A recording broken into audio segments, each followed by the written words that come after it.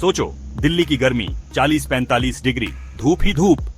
अंदर Doraemon carpet पे लेटा हुआ है, स्टारी कूलर के नीचे पुर्र कर रहा है, उसकी जेब का सबसे मस्त गैजेट।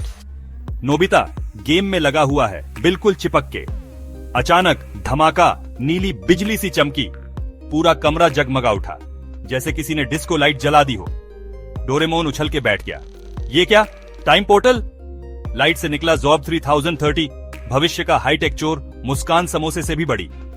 उसका मिशन डोरेमोन के सारे गैजेट्स चुराना और 330 में बेचना। वो हंसता है, रेडी या नॉट बिल्ली, ये गैजेट्स मेरे हैं। अब बाहर कौन बटर चिप्स खा रहा है?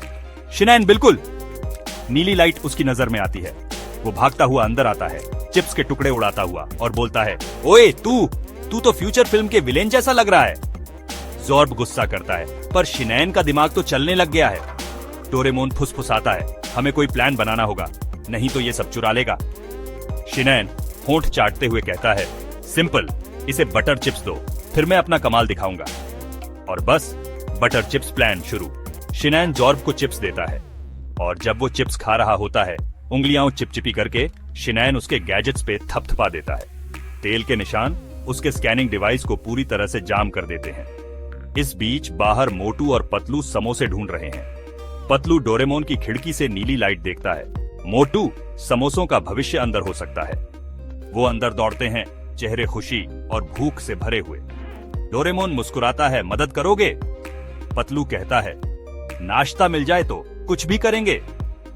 झट से डोरेमोन गर्मा गर्म समोसे की 10 प्लेटें बना देता है। मोटू सब खा जाता है और झूम, अचानक वो दीवारों से उछलने लगता है रॉकेट की तरह। जॉर्ब अपनी आंखों पे यकीन नहीं कर पाता, इस खाने वाले को किसने बुलाया?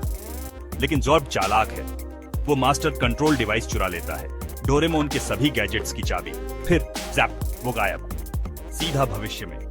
डोरेमोन आहें भरता है, हमें इसके पीछे जाना होगा। सब मिलकर टाइम स्लाइडर निकालते हैं। परेशानी ये है कि मास्टर कंट्रोल के बिना ये किसी काम का नहीं। तभी शिनैन बोलता है, रुको, मैंने बचपन में अपना टाइम ट्रैवल गैजेट बनाया था। मस्ती से टाइम ट्रैवल बॉक्स। वो एक पुराना टीन का डिब्बा निकालता है, एक लड्डू खाओ, कल पहुंच जाओ। सब एक एक लड्डू खाते हैं और झूम, अचानक वो साल 330 में पहुंच जाते हैं। अब भविष्य तो बिल्कुल अजीब है। घर हवा में उड़ रहे हैं, कारों के पंख हैं और चाय भी खुद ही परोसी जाती है।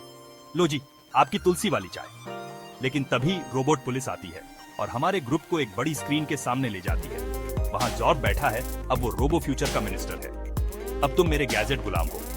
लेकिन डोरेमोन के पास एक आखिरी ट्रिक है, वो अपना इमोशनल बटन दबाता है। अचानक जॉर्ब की यादें वापस आ जाती हैं, उसकी रोबोट मम्मी, उसकी पहली ड्राइंग, उसका पसंदीदा शो छोटा भीम 2090। जॉर्ब का दिल पिघल जाता है, मैंने सब कुछ मशीन बना दिया पर अपना दिल खो दिया।